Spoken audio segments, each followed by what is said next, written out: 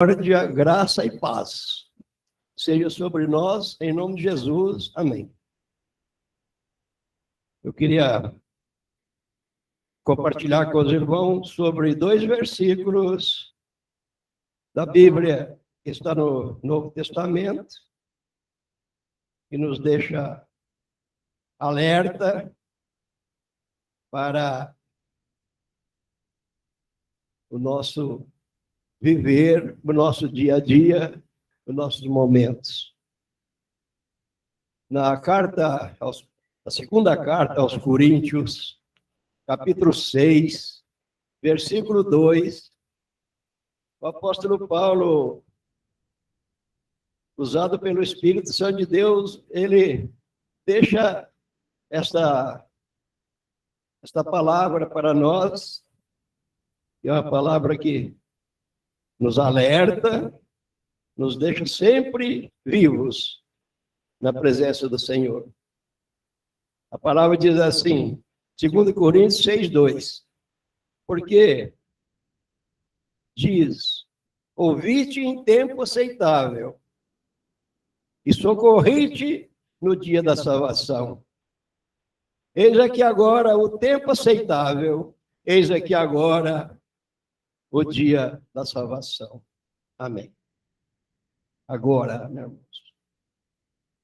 Aos Hebreus, o escritor também diz que, ali no capítulo 3, versículo 15, a palavra diz, enquanto se diz, hoje, se ouvirdes a tua voz, não endureçais os vossos corações. Amém.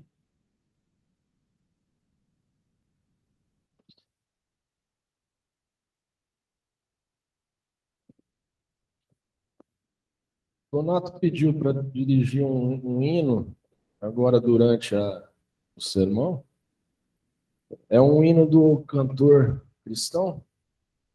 Nós não vamos conseguir projetar ele aqui porque está gravando, né? Mas eu acredito que os irmãos lembram desse hino. Ao findar o labor desta vida, quando a morte ao teu lado chega, que destino há de ter tua alma? Qual será no futuro teu lar? Meu amigo, hoje tu tens a escolha, vida ou morte, qual vais aceitar? Amanhã pode ser muito tarde, hoje Cristo te quer libertar. Amém. Graças a Deus, né, irmãos. Hoje, Cristo quer te libertar. Nós estamos na presença do Senhor, com esta grande alerta que dá a nós para os 5 minutos na frente de nossa vida. Então, nós temos que ajustar, porque mais tarde não haverá ajustes. Não tem mais jeito. É agora, é hoje, o dia da salvação. É uma ilustração aqui, irmãos, de um madeireiro. O madeireiro, ele estava parado junto ao tronco de uma grande árvore. E ele tinha acabado de derrubar aquela árvore, examinando a sua obra com pesar. Ele não tiveram cuidado de investigar a natureza do terreno escondido, onde a árvore estava plantada, aquele terreno escondido sobre um mato grosso e rasteiro. E agora ele descobria, para o seu desgosto, que a árvore caíra num buraco, um sulco fundo, estreito, aonde ele não podia retirá-la mais. Então, era impossível ele retirar aquela árvore dali, porque ela havia caído ali ao pé dentro daquele vale. Enquanto a árvore estava de pé, o madeireiro ele tinha poder de decidir em que direção ele deveria derrubá-la. Mas uma vez separado das raízes, mudá-la de posição estava além da sua capacidade. Por mais ardentemente que ele desejasse, ele não podia mais aproveitar aquela madeira, aquela árvore. Então, meu irmão, minha irmã, você está se aproximando do dia em que terás o desejo de ter a oportunidade que é tua no presente, mas a possibilidade de fazer ajuste terá passado para sempre. Como no caso do madeireiro. O madeireiro mencionado aqui, a tua condição na morte será ou não salvo ou permanecerá eternamente na perdição. Então, a tua condição na morte, irmão, salvo ou não salvo, você permanecerá eternamente. Não tem mais jeito. Que o Senhor nos abençoe, que sejamos salvos. Muita gente crê, erroneamente, irmão, que a morte é o aniquilamento, o fim da existência, quando na realidade é separado entre a alma e a pessoa real e o corpo. No momento em que essa mudança acontece, a alma recebe a sua porção eterna de bênção e gozo, ou tristeza e dor. Haverá grande regozijo para aqueles cujos nomes estiverem escritos no livro da vida. Então, irmãos, e profunda tristeza e dor para aqueles que negligenciaram ou recusaram o meio de salvação providenciado por Jesus Cristo. As Escrituras foram dadas por Deus para nossa demonstração. Estão cheias de avisos de que a morte é o limite, o fim de um período de provas. Positivamente, não haverá ajustes depois que o corpo e a alma estiverem separados. No lugar em que cair, ali ficará. Isso é um versículo que está em Eclesiástico. Ali no capítulo 11, verso 3. Aonde cair, ali fica. Então, irmãos, as Escrituras, elas foram dadas por Deus para a nossa demonstração, e estão cheias de avisos, irmãos, repetindo, de que a morte é o limite, é o fim de um período de provas, positivamente. Então, não haverá mais ajustes. Se você está à espera de um momento mais oportuno, tenha certeza de que jamais chegará. Pois Deus não se engana com a hora em que te chama, a hora em que Ele te chama. Você é chamado por Deus. Eis agora o tempo, sobremodo oportuno. Eis agora o dia da salvação. 2 Coríntios 6:2. Hoje, se ouvir da sua voz, Não endureçais os vossos corações, como diz Hebreus 3:15. Certas pessoas dizem que irão se preocupar com tais coisas quando chegar a hora,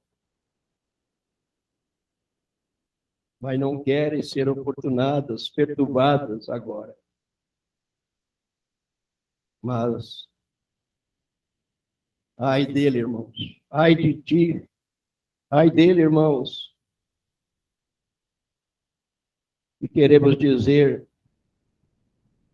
as seguintes coisas. Então, nós temos que ter o conhecimento da urgência desse assunto que nós acabamos de relatar. Então, se te demorares e a morte te sobrevier, morrerá nos teus pecados e serás responsável diante de Deus pela luz que Ele te deu, pela luz recebida. O homem que muitas vezes ele é repreendido, mas ele endurece o seu coração, será quebrantado e de repente, sem que haja cura para ele. É Provérbios 29:1. Muitas vezes admoestados, mas coração endurecido. Então não tem mais salvação para aquele que for já chamado por Deus, jamais será quebrantado. Se tens coragem suficiente para encarar os fatos, esforçar-te-ás para fazer uma coisa a respeito do teu bem-estar, irmão. Teu bem-estar espiritual. Para te ajustar na tua busca de salvação. Então, nesta busca de salvação, nós temos 5 passos importantes que eu vou mencionar para vocês aqui, irmãos. O primeiro passo, arrepende-te de estar completamente no pecado, arrepende-te. Então, se você está completamente convencido de que és um pecador, inteiramente incapaz de fazer alguma coisa para merecer a salvação, então, aqui está, irmão. Todos pecaram e necessitam da glória de Deus. Romanos 3:23. Esse é o primeiro passo. Precisa estar completamente convencido de que és um pecador. Segundo, arrepende-te. Isto é, abandona todo o pecado. Se, porém, não vos arrependerdes, todos igualmente perecereis. Lucas 13:3. Terceiro passo.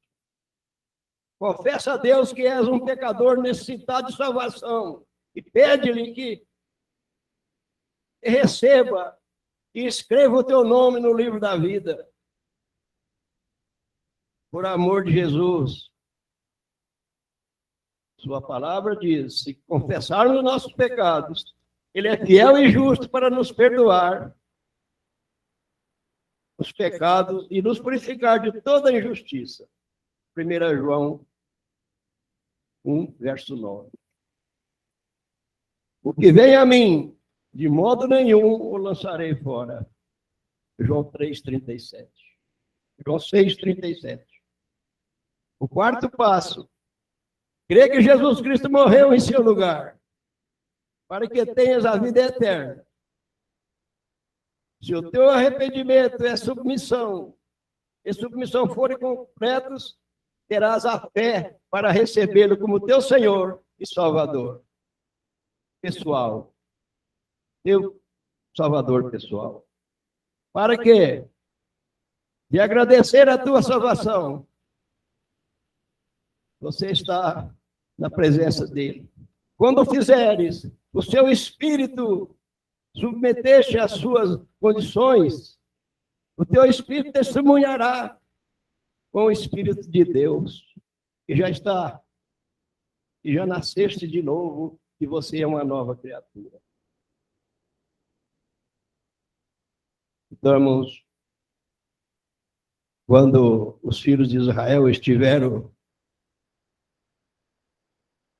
ali naquela passagem, que aquele anjo ia passar para devastar, para a mortandade dos primogênitos. Então, eles estavam debaixo de uma proteção. E esta proteção é que nós estamos debaixo dela. O anjo nosso, o seu anjo, o meu anjo, irmãos, o anjo da morte, ele passará, mas nós estamos protegidos, como os israelitas estavam naquele dia, sob o sangue que estava na verga das portas. Nós estamos protegidos, estamos agora tudo guardado debaixo desta grande bênção de Deus, que é o sangue de Cristo, que nos traz esse momento maravilhoso de raciocinarmos, estarmos sempre alerta de que o dia é hoje. Amanhã não nos pertence. Então, de fato, sem fé. Para encerrarmos, vamos dizer, de fato, sem fé, é impossível agradar a Deus. Porquanto é necessário que aquele que se aproxima de Deus creia que ele existe, creia que a palavra dele é verdadeira e que ele é galardoador dos que o buscam. Então, essa submissão, irmãos, está em nós. Buscar a Deus, saber que o Senhor, Ele quer de nós essa obediência, esse reparo a todo instante. Sem fé é impossível agradar a Deus. Por isso que Hebreus, capítulo 11, mostra para nós. É bom que nós sempre leiamos o capítulo 11 de Hebreus, para mostrar aqueles que viveram pela fé, o resultado que tiveram, e nós também teremos. Então, o quinto passo, irmãos. Ser sincero. Não esconda a tua decisão. Pela graça de Deus, és agora um cristão. Conta aos outros o que você recebeu de Deus. Entrega para os outros o que você recebeu de Deus. Esse privilégio de ser alertado hoje, que hoje é o dia da salvação. Ser sincero. Não esconda a tua decisão. Porque pela graça de Deus, repito, tu és um cristão. Eu sou um cristão. Esse é o quinto passo. Conta as tuas necessidades, conta as tuas maravilhas que você recebeu do Senhor. Conta aos outros. Nós sofreremos perseguições, mas Deus providenciará tudo, dando-te a paz e o gozo que excede todo o entendimento. Excede todo o entendimento, irmãos. Segundo Filipenses 4:7. Dar-te-á o gozo de levar outros a Cristo, se fores fiel no seu testemunho.